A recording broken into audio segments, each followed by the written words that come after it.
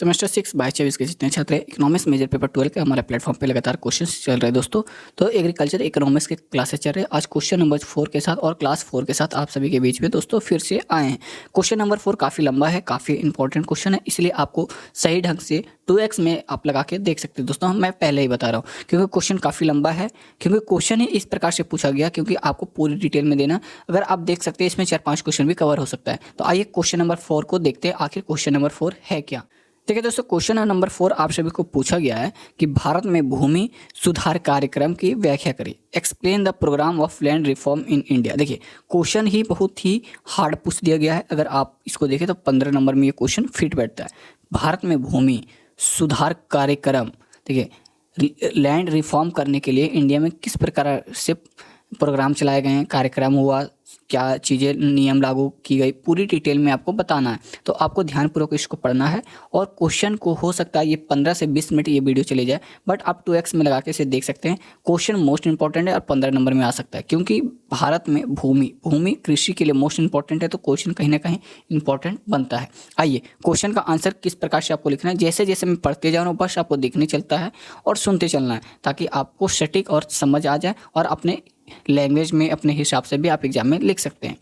भारत में भूमि सुधार संबंधित नीति संविधान में निर्धारित राजनीति के निदेशक सिद्धांत। पहले देखिए derivative principle of state policy के अनुच्छेद 39 के सदर में बनाई गई है। देखिए अनुच्छेद 39 में किसका है, राजनीतिक भूमि का है। इसके अनुसार सरकार को अपने नीति के ढंग से बनानी चाहिए जिससे समाज के भौतिक संसाधनों को स्वाभाविक अधिकार और उन पर नियंत्रण का लोगों के बीच इस प्रकार बंटवारा हो और आम जनता के कल्याण के लिए उपयोगी सिद्ध हो और जिससे यह निश्चित हो जाए कि आर्थिक प्रणाली के लागू करने के लिए फलस्वरूप आम जनता के हित के विरुद्ध धन और उत्पादन के साधन कुछ ही लोगों के हाथ में केंद्रित ना हो पाए। देखिए भूमि से रिलेटेड क्वेश्चन पूछा गया, लैंड रिफॉर्म पूछा गया है, तो कहीं ना कहीं आपको कानून आएंगे, कानून के अनुसार बांटना चाहिए। ये हमारा ज़मीन है, ये ज़मीन आपको कितना मिलना चाहिए कानून के अनुसार ही तय होता है ताकि आप इस पर सही से आप इसको रिफॉर्म कर सकें। स्वतंत्र प्राप्ति के समय भारत में जिस प्रकार की भूमि पट्टी प्रणाली प्रचलित थी उनका स्वरूप समाजवादी था। ये प्रणाली संविधान में लिखित राजनीति के निदेशक सिद्धांतों के विरुद्ध थी। इन्हें संविधान के अनुरूप बनाने के लिए ही सरकार के केंद्रीय भूमि सुधार की एक व्यापक नीति बनाने के लिए योजना आयोग सिफारिश की गई। योजना का आयोग द्वारा निर्धारित भूमि सुधार की इस नीति को सभी राज्य सरकारों को लागू करना होता है। देखिए भूमि रिफॉर्म मान लिया जाए आपको 1 कट्ठा ज़मीन दिया गया, आप सरकार के द्वारा 1 कट्ठा कैसे ले रहे हैं, आपको कैसे वो 1 कट्ठा मिल रहा है, आप कैसे उसके मालिक हैं, पूरी लैंड रिफॉर्म ही वही होता है। ठीक है, भारत में भूमि सुधार के संबंध में 2 दृष्टिकोण अपनाए गए हैं। देखिए लैंड रिफॉर्म में 2 फैक्टर पाए गए हैं और क्या अप्लाई किए गए। पहला क्या है, व्यक्ति दृष्टिकोण, मैक्रो अप्रोच किस तरह, मैक्रो छोटा व्यक्तिगत दृष्टिकोण से आप किस प्रकार से भूमि को देखते हैं, भूमि का सुधार। तो इस दृष्टि का संबंध भूमि के वास्तविक संबंधित सुधारों से है। इन सुधारों में मुख्य रूप से 3 सुधार शामिल किए जाते हैं। पहला जमींदारी उन्मूलन, जमींदारी एबोलिशन, काश्तकारी सुधार जिसे टेंडेंसी रिफॉर्म बोला जाता है। तीसरा आपका भूमि का उच्चतम सीमा, सीलिंग ऑन लैंड होल्डिंग। अब देखिए पहला सामूहिक दृष्टिकोण, मैक्रो अप्रोच। कहाँ पे मैक्रो अप्रोच, इसको व्याख्या करना है। पहले मैक्रो अप्रोच कैसे होगा, सामूहिक दृष्टिकोण सभी का चाहिए। इस दृष्टिकोण ये मैक्रो था, दूसरा पॉइंट पूछा गया। दूसरा क्या है, सामूहिक दृष्टिकोण। पहला क्या है, व्यक्तिगत हमारे अनुसार, दूसरा सामूहिक मिल के। इस दृष्टि का संबंध भूमि के एकत्रित से है जिसमें 2 प्रकार के सुधार शामिल किए जाते हैं। पहला चकबंदी कंसोलिडेशन ऑफ होल्डिंग, दूसरा सहकारी खेती कोऑपरेटिव फार्मिंग। सन 1947 के बाद भारत में निम्न भूमि सुधार किए गए। अब देखिए 19 ये तक तो इंट्रोडक्शन था। अब 1947 के बाद पहला जमींदारी भारत में जमींदारी तथा प्रथा का विकास ऐतिहासिक तथा राजनीतिक कारणों से हुआ। इस प्रांत अंतर्गत भूमि का स्वामित्व एवं जमींदारी होता है। वह किसान लागन पर भूमि कष्ट करने के लिए देता है। उन किसानों को भूमि से कभी भी बेदखल किया जा सकता है। जमींदार सरकार को लगन देने के लिए उत्तरदायी होता है। धीरे धीरे इस प्रथा में कई दोष पैदा हो गए। जमींदारों ने कृषि के विकास के लिए कई प्रयत्न नहीं किए। जनसंख्या में वृद्धि तथा कुटीर उद्योग के विनाश के फलस्वरूप भूमि की मांग बढ़ गई, जिसमें जमींदार कष्टों का बहुत अधिक धन वसूल करने लगे। अनुपस्थित भूमि स्वामित्व की बुराई उपम्र हो गई। उनका लक्ष्य किसानों का शोषण करके अधिक से अधिक लगन वसूल करना था। इसके फलस्वरूप कृषि पिछड़ा हुई जीवन निर्वाह कृषि बनकर रह गई। जमींदारी प्रथा के दोषों के फलस्वरूप भारतीय कृषि के हित के लिए उसका मूल्यांकन करना उचित समझा गया। स्वतंत्र प्राप्ति के समय लगभग 40% जमीन इस व्यवस्था के अंतर्गत थी। स्वतंत्र का पश्चात विविध राज्यों में जमींदारों प्रथा को समाप्त करने के लिए कानून बनाए जाने लगे, जिससे सबसे पहले कानून बिहार में 1950 में हुआ। देखिए, सबसे पहला जो जमींदारी नियम लाया गया 1950 में काम बिहार में, अपना राज्य। इसके बाद उत्तर प्रदेश 1952 में कानून बनाया गया, जब लगभग सभी राज्यों में जमींदारी प्रथा का उन्मूलन कर दिया गया। जमींदारी उन्मूलन का विशेषताएं, अब देखिए ये उन्मूलन किए गए। अब देखिए उसके फैक्टर बताएंगे। फीचर्स ऑफ जमींदारी एबुलेशन, इसकी मुख्यतः विशेष निम्नलिखित हैं। अब देखिए थोड़ा सा इसको भी आपको डिस्क्राइब करना है, बट अगर आप नहीं करते तो चलता है, बट लैंड रिफॉर्म में थोड़ा सा आपको डिस्क्राइब कर देना है। पहला, जमींदारी का अधिकारों का उल्लंघन। जम्मू और कश्मीर को छोड़कर बाकी सभी राज्यों में जमींदारों से ज़मीन लेकर उसके बदले उन्हें मुआवजा दिया गया। इस प्रकार जमींदारों को अधिकार का उल्लंघन कर दिया गया। इसके फलस्वरूप 2 करोड़ से भी अधिक किसानों का सरकार से सीधा संपर्क स्थापित हो गया। देखिए दोस्तों, एक क्वेश्चंस में पूछा गया लैंड रिफॉर्म, भूमि सुधार के लिए क्या कार्यक्रम किए गए। तो देखिए शुरू से हमको 1950 से 1947 से विषय को उठाना है और 2025 तक पढ़ना है, ताकि लैंड रिफॉर्म में क्या चेंजेस आए हैं, लैंड रिफॉर्म किस प्रकार से हुआ। क्योंकि अचानक आपका घर बने डायरेक्ट तो घर बिल्डिंग बन नहीं जाता है। लैंड रिफॉर्म आपका पहले ज़मीन मिला, ज़मीन उसके बाद कैसे डिजाइन बना, चीज़ें जुड़ी, कड़ियाँ जुड़ती गई और आपकी इमारतें बनती गई। उसी तरह लैंड रिफॉर्म कहाँ से शुरू हुआ आपको डिटेल देना। बिहार में सबसे पहला कानून आया, उसके बाद उत्तर प्रदेश, उसके बाद जम्मू कश्मीर की चीज़ें आपको पढ़ने हैं। देखिए दूसरा, मुआवजा का आधार, बेसिस ऑफ कंपेंसेशन। मुआवजे का आधार अलग अलग राज्यों में अलग अलग था। उत्तर प्रदेश में शुद्ध संपत्ति रखा गया और कुछ राज्यों में सिद्ध आया गया। देखिए ये सारे जब चीज़ें आए तो जो जमींदार करोड़ों का ज़मीन रखा हुआ तो कहीं ना कहीं सरकार को मिला। सरकार फिर किसे दिए, किसानों को दिए। फिर किसान और सरकार को डायरेक्ट कॉन्टैक्ट हो गया और जो बीच के ज़मींदार ज़मीन रखते थे उनसे हटाया गया। ये सारे चीज़ें को बताया जा रहा है कि लैंड रिफॉर्म कैसे कैसे आया सरकार के पास, कैसे कैसे सुधार किया जाए। तो यही चीज़ें आपको लिखना है। मुआवजों का भुगतान, पेमेंट और कंपनसेशन, कुछ राज्यों में यह बड़ों बंडों में दिया गया। बंडों में अवधि 14 से 40 वर्षों के बीच थी। इन बंडों में भुगतान के लिए सरकार ने एक जमींदार उन्मूलन कोष की स्थापना की। चौथा, भूमिदार ऑनर लैंड। अब देखिए चौथा नियम क्या लाया गया कि जिनका जमीन हो उसे भूमिदार बोला जाएगा। ऑनर लैंड, जमींदारों से ली गई भूमि उन्हें लोगों को दे दी गई जो उस खेत जिस पर खेती करते। मान लीजिए हम इस खेती पर कर रहे थे तो सरकार हमें दे दिया और मैं इसका ऑनर बन गया। उन्हें भूमि अधिकार कहा गया। उनमें से जो भी किसान भूमि के अधिकार करना चाहते थे उन्हें अपने लोग लागन कर गुणन सरकार को देना पड़ता। देखिए मान लीजिए मुझे ये ज़मीन चाहिए तो सरकार को इतना ज़मीन का पैसा देना पड़ता था और उसे नाम लिखाना पड़ता था। उत्तर प्रदेश में यह राशि लगन की 10 गुनी निश्चित की गई। भूमिहीन कृषि श्रमिका इस प्रकार का अब भूमि आधार बन गए। दोस्तों इस प्रकार से फैक्टर थे, फीचर्स थे। शामलत भूमि पर सरकार का अधिकार, government ownership over common land. अब देखिए किस तरह बना, गवर्नमेंट पे। गांव की बंजर भूमि, जो बंजर भूमि थी, चरगाह अर्थात जो जमींदार के पास थे उन पर सरकार अधिकार हो गया। अब देखिए जो अवध तरह से जो जमींदार रखे हुए थे पहले 1947 से पहले, उस पर सरकार नियम लाए हैं और उस सारे ज़मीन को सरकार ले लिए। अब देखते हैं जीएम जो खाली ज़मीन रहता है उसको क्या बोला जाता है, जीएम। वो जीएम क्योंकि वो गवर्नमेंट का ज़मीन है, जो खाली है वो सरकार का है, जो आप ले चुके हैं वो आपका है। सरकार यही कहते हैं। जीएम और प्राइवेट में यही अंतर है, रजिस्ट्री और जीएम में। जमींदारों को खुद खेती करने के लिए छूट जमींदार जिस भूमि पर स्वयं खेती करते थे वह उनके पास ही छोड़ दी गई। देखिए, मान लिया हम इस ज़मीन पे उस टाइम पे खेती करते थे, हमारे नाना जी के नाना जी, दादाजी के दादाजी, तो उन पे छोड़ दिया गया। सरकार बोले कि ये आपका हो गया क्योंकि आप इस पे खेती कर रहे हैं। जो नहीं छोड़े वो सरकार ले लिया, वो जीएम हो गया, और जो कर दिया वो रजिस्ट्री उस टाइम पे कर दिया कि ये तुम्हारा फलाना का हो गया, फलाना का हो गया। तो आप कहीं ना कहीं इसीलिए बोले जाते हैं पूर्वजों का ज़मीन है, मतलब खानदानी ज़मीन है, रजिस्ट्री होता है इसका, क्योंकि जब सरकार थे तो उस टाइम उन्हें दिया गया। और जो जीएम ज़मीन होता है मतलब कि वो कहीं ना कहीं किसी कोई नहीं है, उसका कोई माँ बाप नहीं है, वो सरकार है। लगन देने का औचित्य, जमींदारी उन्मूलन का फलस्वरूप काश्तकार सरकार को स्वयं लगन देना, अथवाएं लगने देने की सीधी जिम्मेदारी कश्तदारी हो गई। दूसरा, काश्तकारी प्रथा का सुधार, टेंडेंसी रिफॉर्म किस प्रकार से किया गया।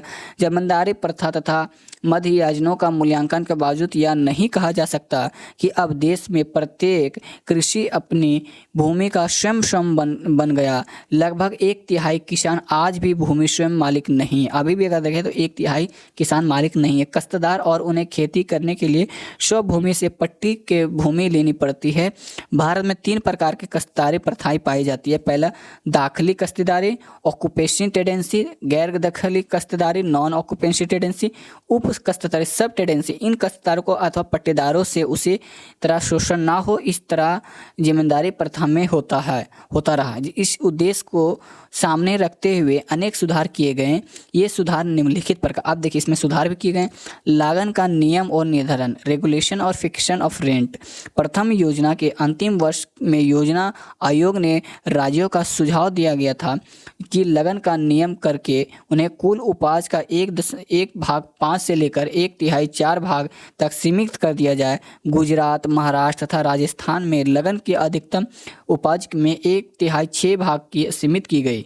6 में से 1 आपको दिया जाएगा।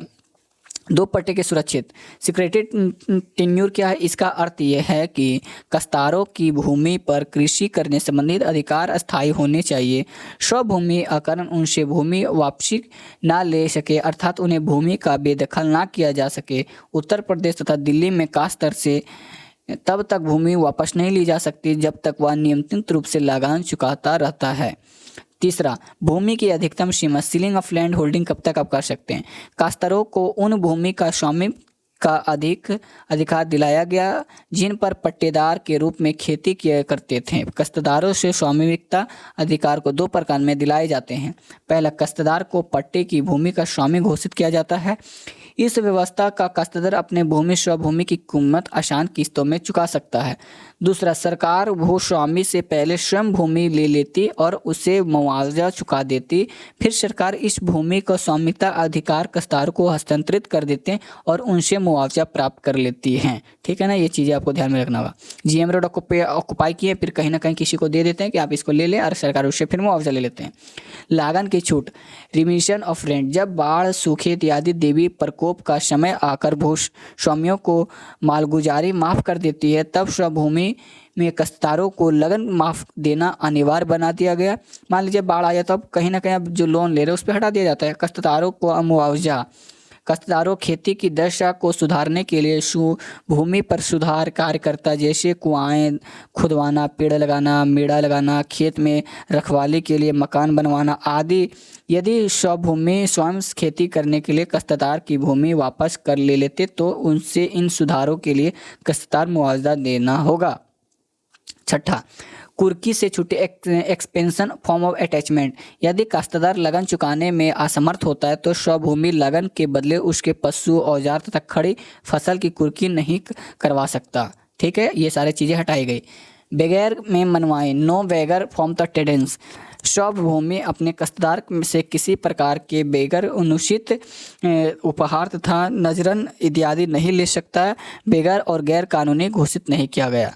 भूमि का उच्चतम सीमा, कैरलिंग ऑन लैंड होल्डिंग, भारत में भूमि का उच्चतम सीमा का विचार सबसे पहले प्रोफेसर R.K. मुखर्जी ने राष्ट्रीय योजनाएं समिति को प्रस्तुत किया। प्रथम 5 वर्षीय योजना में यह सिद्धांत स्वीकार दिया गया था, एक व्यक्ति के पास खेत का अधिकतम भूमि सीमा निर्धारित कर देनी चाहिए। भूमि उच्चतम सीमा के अर्थ यह है कि एक व्यक्ति या एक परिवार अधिक से अधिक कितना योग्य भूमि का स्वामी हो सकता है। ठीक है, उच्चतम उच्चतम सीमा अधिक भूमि स्वाभूमियों से ले ली जाती, उन्हें बदले में मुआवजा दे दिया जाता। इस प्रकार जो भूमि ली जाती उसे छोटे किसानों या काश्तकारों एवं भूमिहीन कृषि मजदूरों को बांटा दिया जाता, जो पंचायतों या सहकारी कृषि समितियों को दो दिया जाता। भूमि की उच्चतम सीमा का मुख्य निम्नलिखित है। पहला, भूमि के स्वामित्व तथा उपयोग से असमानता को कम करना, जिसमें सबको सामाजिक लाभ प्राप्त हो सके। कृषि प्राप्त आय में असमानता को कम करना, कृषि मजदूरों को रोजगार अवसर प्रदान करना, भूमि स्वाभूमियों को इच्छुवत पूरा करना। भूमि का उच्चतम सीमा को दो प्रकार के होते। अब देखिए यहाँ पे देखिएगा, भूमि के उच्चतम सीमा दो प्रकार के होते। कौन कौन सा है? वर्तमान जोतों का उच्चतम सीमा, ceiling on the existing holdings, जिसमें वर्तमान जोतों का उच्चतम सीमा निर्धारित की जाती है। यदि किसी के पास इस सीमा से अधिक भूमि है तो वह भूमि सरकार ले लेगी। मतलब आपके पास 10 एकड़ है तो अगर 10 एकड़ से 11 एकड़ हो तो सरकार ले लेंगे। भूमि का प्रभावी प्राप्त का उच्चतम सीमा, इनमें से यह निश्चित किया जाता कि कई व्यक्ति या परिवार भविष्य में नई भूमि खरीद कर अपनी वर्तमान जोतों का अधिक से अधिक कितना बढ़ा सकता है। देश के लगभग सभी राज्यों की भूमि की उच्चतम सीमा निर्धारित कर दी गई। भूमि का अधिकतम सीमा निश्चित करने के बारे में राष्ट्रीय दिशा निर्देशक के अनुसार कई परिवारों साल में 2 फसल देने वाले इच्छा जमीन में 4 हेक्टेयर से 7 हेक्टेयर तक सिंचाई रहित 22 हेक्टेयर भूमि रखा जाता। अधिकतम सीमा से अधिक भूमि वैसी घोषित कर दिया गया। भारत में अब 30 लाख हेक्टेयर भूमि को वैश्विक घोषित किया गया, जिसमें सरकार ने केवल 27 लाख हेक्टेयर भूमि वास्तव में प्राप्त की। 55 लाख भूमिहीन किसानों को 23.5 लाख हेक्टेयर भूमि का वितरण किया जा चुका है। ठीक है, अब देखिए उच्चतम सीमा का निरंतर में छूट, explanation of the shelling on the land holding. योजना आयोग ने दूसरी पंचवर्षीय योजना में कई प्रकार के खेतों को जोतों का उच्चतम सीमा संबंधित कानून को मुक्त करने के लिए सिफारिश की थी। इसका उद्देश्य यह था कि कृषि कुशलता और उत्पादकता पर कोई बुरा प्रभाव न पड़े।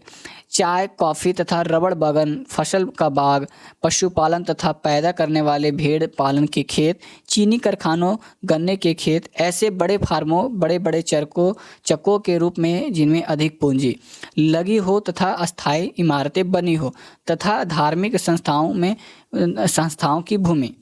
अब देखिए उच्चतम सीमा में निर्धारित की छूट सूची काफ़ी लंबी थी। सन 1972 में नई नीति सूचित छूटी दी गई। इसके अनुसार फॉर्म, निजी ट्रस्टों, जमीन आदि को छूट की व्यवस्था हटा ली गई। जिस प्रकार वर्तमान नीति का फलस्वरूप अधिक वैसी भूमि मिलने का संभावना है। उच्चतम सीमा का लाभ या अपेक्ष में तर्क, advantage of the agreement in favour of ceiling of land holding. जोतों की अधिकतम सीमा निर्धारण के पक्ष में निम्न तर्क दिए गए जाते हैं। पहला, साधन कृषि प्रोत्साहन, encroachment to the agriculture in plot. Encroachment मतलब समझ रहे हैं ना, सरकार ले लेंगे। कृषि अनुसाधन कार्यों का यह स्पष्ट हो गया कि बड़े खेतों के आकार की तुलना में लघु और मध्यम आकार के खेतों को उत्पादनशीलता अधिक होती है। इस प्रकार जोत से सीमा निर्धारण से भूमि का अधिक गहन उपयोग होने लगेगा और सघन खेती का प्रोत्साहन मिलेगा और फलस्वरूप कृषि उत्पादन बढ़ जाएगा। इंक्रोचमेंट कर दिया, मान लीजिए इतना शून्य में कर देते, अब इतना में करेंगे तो कहीं ना कहीं कृषि तो बढ़ेगा। दूसरा, भूमि का समान वितरण, इक्वल डिस्ट्रीब्यूशन ऑफ लैंड। अब देखिए मान लीजिए भूमि का सही प्रकार से डिस्ट्रीब्यूशन करते तो कहीं ना कहीं कृषि में सुधार आएगा। भारत में कृषि वितरण एवं जोतों का आकार भारी विविधता देखने को मिलती। लगभग 85% जोतों 1 हेक्टेयर से भी कम है। 18.3% जोतों का कुल 8.1% है तथा 10 हेक्टेयर जिसमें अधिक के जोतों केवल 2% है। अधिकतम जोतों की सीमा निर्धारण की भूमि वितरण की असमानताओं में कम होगी। तीसरा, कृषि आय का समान, equal distribution of agriculture income. अधिकतम जोत सीमा निर्धारण से या एक और भूमि वितरण की असमानता में कमी आएगी। वहीं दूसरी ओर कृषि आय समान वितरण करना भी सरल हो जाएगा। चौथा, सरकारी कृषि का प्रोत्साहन। बड़े किसानों अपने निजी स्वार्थ के कारण सरकारी कृषि विरोध करते हैं। अधिकतम जोत कृषि खेतों को समाप्त हो जाएंगे तथा किसानों में पारंपरिक सहयोग का भावना भी विकास होगा, जिससे सहकारी कृषि का प्रोत्साहन मिलेगा। पांचवा, चकबंदी प्रोत्साहन, encroachment to the condition of holding. अधिकतम जोत निर्बंधन से उपयुक्त आकार से खेत हो जाएंगे, अर्थात बड़े और अत्यंत छोटे आकार के खेत नहीं रहेंगे, जिससे चकबंदी कार्य अपनाने में विरोध समाप्त हो जाएगा। छठा, चकबंदी समाज की स्थापना, establishment of socialistic pattern of society. बड़े आकार में खेत समाजवादी अर्थव्यवस्था के अनुकूल नहीं। जोतों की सीमा निर्धारण अधिकांश खेतों के समान आकार की हो जाएंगे, जिसमें समाजवादी अर्थव्यवस्था की स्थापना में सहायता मिलेगी। सातवां, रोजगार में वृद्धि, इंक्रीज इन एम्प्लॉयमेंट। खेतों का आकार घटने से श्रम प्रधान तकनीकी अपनाई जाती है। जोतों की सीमा निर्धारण के अधिकांश खेत लघु तथा मध्यम आकार के हो जाएंगे, जिससे अधिक लोगों का रोजगार प्राप्त होएगा। आठवां में आपको लिखना क्या है, अधिक उत्पादन, मोर प्रोडक्शन। भूमि के समान वितरण के गहन खेती पर प्रोत्साहन मिलेगा। कृषि उत्पादन में क्रांति होगी। पुराने स्वामी में गहन खेती करने लगेंगे, क्यों, उनके पास पहले से कम भूमि रहेगा। 9वां में आपको लिखना है सुरक्षा की भावना। इतना नहीं लिखना है दोस्तों, बट आपको 10-5 क्वेश्चन एग्जाम्पल में बता रहे ताकि आप अच्छे से याद रखें और चीज़ें लिख सकें। सुरक्षा की भावना, फीलिंग ऑफ सिक्योरिटी। भारत में कृषि पर आधारित निर्भरता और उद्योग पर कम नियंत्रण के कारण लोगों के पास पूंजी कम होती है, जिनमें भविष्य के लिए सुरक्षित को संभावना उपयुक्त होगी। जिस प्रकार देशों के निर्धन लोगों के साथ आर्थिक न्याय किया जाएगा। सीमा निर्धारण हानि या विपक्ष के तर्क।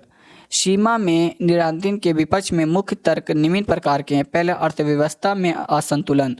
Professor doctor R.K. कर्डिकल के अनुसार यदि गैर कृषि आय पर सीमा लगाने का विचार नहीं किया जाता तो कृषि आय पर सीमा लगने का न केवल अन्नपूर्णा योग वर्ण समाज में भी भारी असंतुलन उत्पन्न कर देता, अर्थात जोतों की सीमा निर्धारण से कृषि का गैर कृषि से भी विषमताएं बढ़ जाएगी। दूसरा, भूमिहीन श्रमिकों की दशा में सुधार। No improvement in the condition of agriculture. जोतों की सीमा निर्धारण का केवल 35 लाख एकड़ भूमि प्राप्त होगी, जबकि भूमिहीन कृषि संख्या 4.76 करोड़ है, अर्थात प्रत्येक कृषि को बहुत थोड़ी थोड़ी भूमि मिल जा सकेगी, जिससे उनकी स्थिति कोई विशेष सुधार नहीं हो सकेगा। तीसरा, अनआर्थिक जोतों का निर्माण, फॉर्मेशन ऑफ अनइकोनॉमिक होल्डिंग। जोतों के सीमा के निर्धारण के पश्चात यदि उत्तराधारी नियमों के अंतर्गत जोतों का अविभाजन तथा विखंडन होता रहा तो कुछ वर्षों में ही देशों में समस्त खेत अनआर्थिक जोतों के हो जाएंगे, जिसका कृषि की कुशलता तथा कृषि क्षेत्र में उत्पादन की प्रतिकूल प्रभाव पड़ेगा। चौथा, विभिन्न उपयोग के अतिरिक्त कमी। बड़े आकार में खेतों पर कृषि करने का उद्देश्य व्यावसायिक होता और जिससे कारण विवन योग अतिरिक्त अधिक होगा, परंतु छोटे खेतों में कृषि उपभोग के लिए की जाती है और उनका विपन्न योग अतिरिक्त बहुत कम होता है। खेतों के आधार पर असमान हो जाने पर विवन आयुक्त तरीके में कमी आ जाएगी। पाँचवां, सामाजिक संघर्ष होना। कृषि जोतों की उच्चतम सीमा लागू करके जो अधिक वाली भूमि प्राप्त होगी उनके पूर्णकरण में प्रशासनिक वैमनस्य संघर्ष का भावना उत्पन्न होगी, जिससे समाज की शांति भंग हो जाएगी। छठा, आधुनिक ढंग से कृषि नहीं, नो मॉडर्नाइजेशन ऑफ एग्रीकल्चर। सीमा निर्धारण की कठिनाई होना। सभी क्षेत्रों में भूमि का समान उर्वर शक्ति नहीं होती, जिस कारण से जोतों का उच्चतम सीमा के क्षेत्रों में एकांशन निर्धारित नहीं की जा सकती, अतः सीमा का निर्धारण बड़ी कठिनाई आएगी। आठवां, अन्य तत्व। आपको दोस्तों 8-9 पॉइंट नहीं लिखना, 5-5 पॉइंट भी लिखना है, बट हम सारे पॉइंट्स को पढ़ा दे रहे हैं ताकि आप कहीं कोई पॉइंट भूलते तो ये सारे याद हो जाए। पूंजी निर्माण पर प्रतिकूल प्रभाव। अधिकतम वाली भूमि प्राप्त करने के लिए सरकार की क्षतिपूर्ति करने की कठिनाई होगी। औद्योगिक विकास पर भी इसका प्रतिकूल प्रभाव पड़ेगा। अधिकतम जोत निर्धारण में पक्ष और विपक्ष दिए गए तर्कों पर आधार पर हमारी स्पष्ट राय यह है कि जोतों का उच्चतम सीमा निर्धारण का कृषि संरचना में सुधार होगा। भूमि को जोतने वाले सिद्धांत का पालन होगा। कृषि का उत्पादन बढ़ेगा और कृषि का आर्थिक स्थिति में सुधार होगा। ठीक है, अब ये आपको ये नहीं लिखना है दोस्तों। अभी डायरेक्ट चौथा नंबर में है चकबंदी। भारत में किसानों के खेतों को बिखरे हुए जब तक खेतों का आकार उचित नहीं होगा, किसान अपने संसाधनों का ठोक प्रयोग नहीं कर सकेगा। इसलिए खेती को उत्तरित के लिए आवश्यक है कि किसान को उसके छोटे छोटे बिखरे हुए खेतों को एक दो बड़े खेतों को विलीन करना ही चकबंदी कहलाती है। स्ट्रैकलैंड के शब्दों में चकबंदी का प्रक्रिया जिसके द्वारा किसानों को इस बात के लिए मनाया जाता है कि वे अपने इधर उधर के बिखरे हुए खेतों के बदले उसी किस्म किस्म और कुल उतने ही आकार का 2 या 3 खेत को ले लें। मान लीजिए यहाँ पे है, यहाँ पे है, यहाँ पे है। आपको करना क्या, एक ही जगह पर ये तीनों को ले लेना। तो आप एक ही जगह पर खेत हो गया, तो इसको चकबंदी बोलते हैं। भारत में चकबंदी को 2 ढंग से अपनाए गए हैं, जो प्रकार 1 है इच्छित चकबंदी, वॉलेंट्री कंसोलिडेशन। यदि अपनी इच्छा से चकबंदी करने को तैयार हो जाए तो इसे चकबंदी कहेंगे। इस ढंग के चकबंदी करने का प्रयत्न भारत के सर्वप्रथम सहकारी समितियों द्वारा पंजाब 1921 में किया गया। यह तरीका सबसे अच्छा है, जिसमें सीख पर दबाव नहीं पड़ता। चकबंदी समिति के काम किसी झगड़ा नहीं होता, परंतु ऐतिहासिक चकबंदी प्रगति बहुत धीमी होती है। गांव के जमींदार भी कठिनाइयों पैदा कर देता है। कई बार चकबंदी इसलिए नहीं की जा सकती क्योंकि कुछ हड्डी व्यक्ति योजनाएं को विरोध करते हैं। गुजरात, मध्य प्रदेश तथा बंगाल में ऐच्छिक चकबंदी करने के संबंध में ही नियम बनाए गए। दूसरा, अनिवार्य चकबंदी, कंपल्सरी। कानूनी तौर पर चकबंदी अनिवार्य रूप से की जाती है तो उसे अनिवार्य चकबंदी कहते हैं। 2 प्रकार की कहती है। पहला, आकांक्षी अनिवार्य, पार्टिशियल। इसके अनुसार यदि गांव के अधिकतर लोग चकबंदी को तैयार हो तो बाकी लोग भी कानूनी अनुसार से चकबंदी जरूर करनी पड़ती है। ऐसा कानूनी सबसे पहले मध्य प्रदेश 1923 में पास हुआ। पंजाब में छठी प्रकार के कानून 1936 के पास हुआ था, जिसके अनुसार किसी गाँव के किसान के पास 1.4 भूमि चकबंदी के लिए तैयार हो जाए तो बाकी तौर पर न पड़ता है।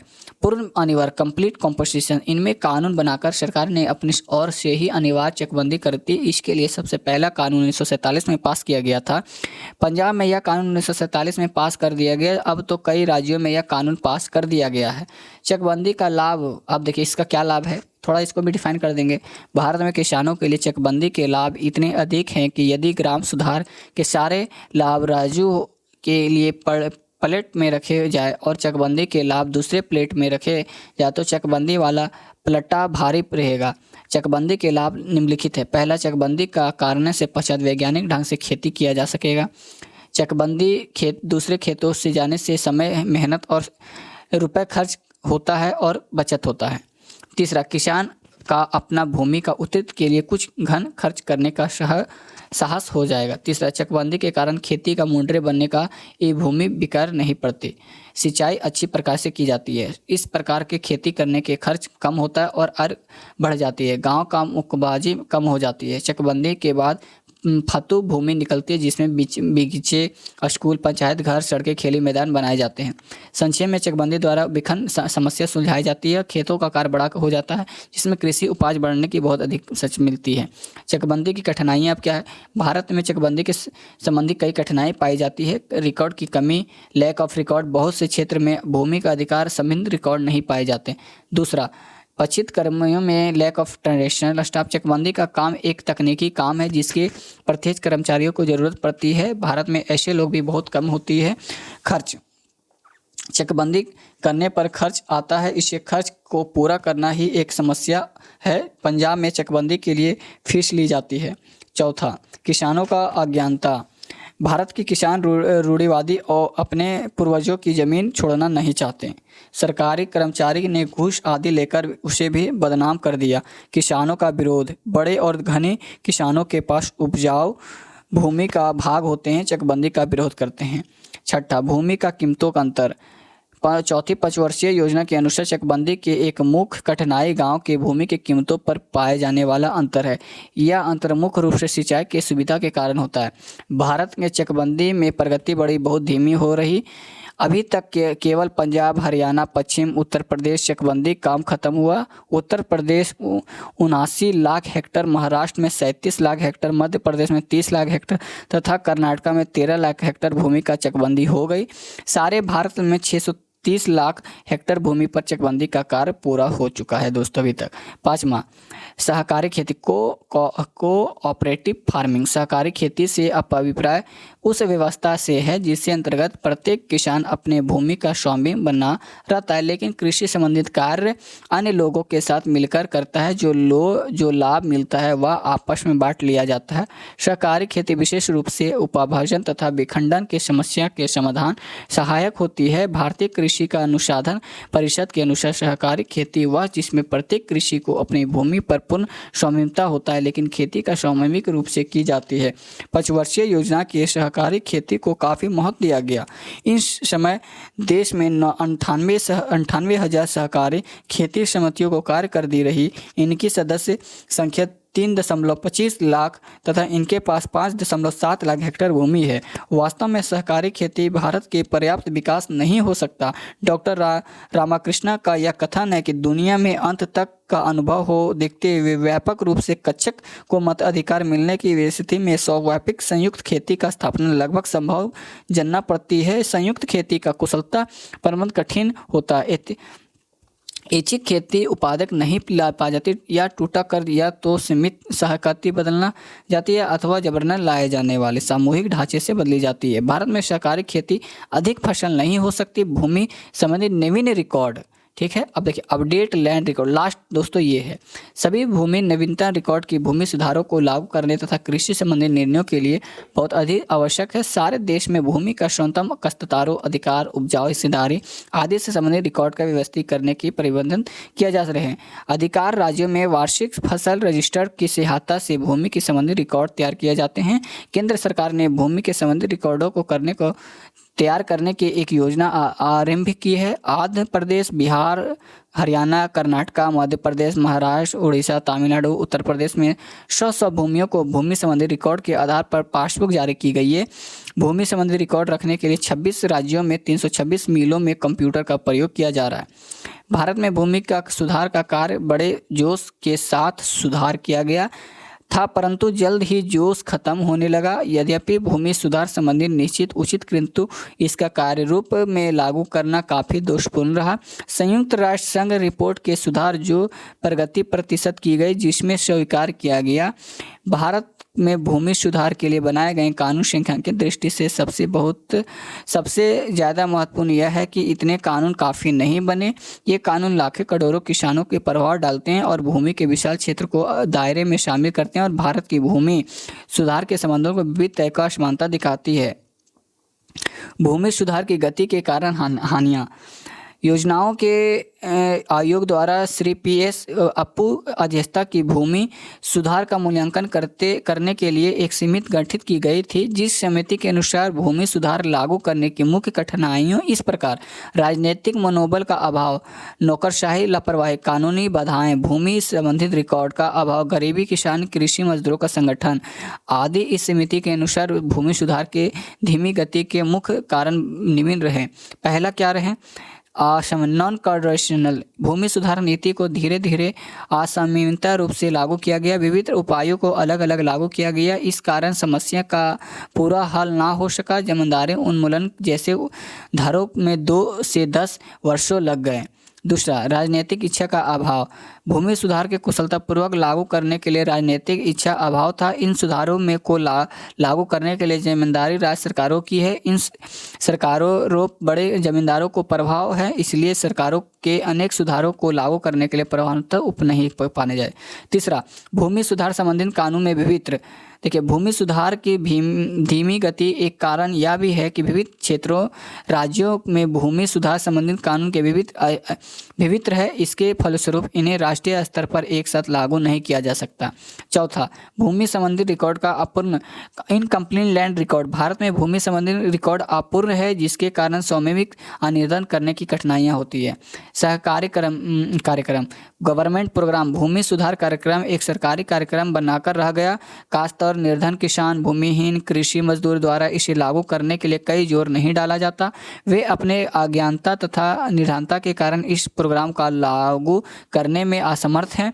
उनके द्वारा मांग के अभाव के कारण कार्यक्रम धीरे धीरे सरकार द्वारा लागू किया जा रहा है। भूमि सुधार संबंधित दोषपूर्ण में कानून defective law regarding of land reform. भूमि सुधार संबंध में बनाए गए कानून में काफ़ी दुष्पूर्ण हैं तथा धीरे धीरे लागू किए जाते। इसके फलस्वरूप जमींदारी को कानून की बेचने को पूरा समय मिला जाता। सातवां, मुकदमेबाजी। भूमि सुधार संबंधित कानून में दुष्पूर्ण होने के कारण काफ़ी मुकदमेबाजी होती है, जिसके कारण फलस्वरूप सुधार को लागू होना रुक जाता है तथा सरकार और लोगों में काफ़ी धन खर्च करना पड़ता है। आठवां, प्रभावपूर्ण क्रियान्वयन का अभाव। भूमि सुधार की सबसे बड़ी कमी उनके प्रभाव क्रियान्वयन का अभाव है। जमींदार के अनुमूल में बहुत समय लगा।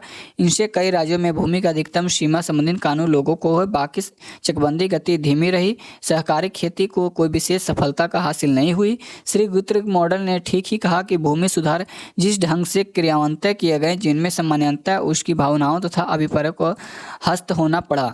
9वां, वित्त का अभाव, लैक ऑफ फाइनेंस। भारत में भूमि सुधार के कारण जहां भूमिहीन किसानों को भूमि अधिकार प्राप्त हुआ, वहां उन्हें कृषि के अन्य साधनों का आपूर्ति के लिए कई वित्तीय सहायता नहीं दी गई, जिसके कारण फलस्वरूप निर्धन किसानों को इन भूमि सुधार का कोई लाभ नहीं उठा सका। भारत में उपभोक्ता बढ़ने के लिए केवल भूमि का पूर्णतः लाभ नहीं होगा, इसके लिए कृषि का ढंग से परिवर्तन करना आवश्यक है दोस्तों। तो दोस्तों इस प्रकार से आपने देखा क्वेश्चन नंबर चौथा काफ़ी लंबा रहा क्योंकि क्वेश्चन ही लैंड रिफॉर्मिंग था। तो अगर आप इस क्वेश्चन को देखे हैं, अगर आप इस क्वेश्चन को 10% भी अगर 15% भी अगर आप लिखते हैं तो क्वेश्चन आराम से आपको नंबर दे दिया जाएगा दोस्तों। क्योंकि क्वेश्चन ही लंबा है तो आप आराम से लिखें, आराम से देखें, वीडियो को 2x में लगा के देख सकते हैं और क्वेश्चन को सटीक लिखें। इसमें बहुत सारे ऐसे टॉपिक्स हैं कि आप छाट भी सकते हैं और खुद भी इसमें ऐड भी कर सकते हैं। ये सारे चीज़ें इस क्वेश्चन में थे। बाकी आप देख सकते हैं सारे क्वेश्चन क्लियर कर दिया गया। क्वेश्चन नंबर 4 में लैंड रिफॉर्मिंग में अभी भी आपको कुछ प्रॉब्लम लगता है दोस्तों, तो हमारे प्लेटफॉर्म पे आप कमेंट करके पूछ सकते हैं कि इसमें क्या समस्या है। क्वेश्चन काफ़ी लंबा रहा बट हमें इंटरेस्टिंग क्वेश्चन लगा क्योंकि क्वेश्चन ही बहुत ही इंटरेस्टिंग है। और क्वेश्चन 15 नंबर का पूछने में असमर्थ ये क्वेश्चन नहीं रहेगा, 15 नंबर में ये पूछ सकते हैं दोस्तों। बट इसीलिए आपको वीडियो को पूरा देखना है ताकि आप अगर स्किप करेंगे तो क्वेश्चन कुछ समझ में नहीं आएगा, क्योंकि लैंड रिफॉर्म है दोस्तों। अगर लैंड रिफॉर्म अगर आप देख लेते तो इसके बाद जो क्लासेस आएंगे आप आराम से उस क्लासेस को जल्दी रिकवर कर लेंगे। क्वेश्चन में कोई समस्या तो हमारे प्लेटफॉर्म पे कमेंट करें, वहीं पे आपको सॉल्यूशन मिल जाएगा दोस्तों। आज के लिए इतना ही। जय हिंद, जय भारत।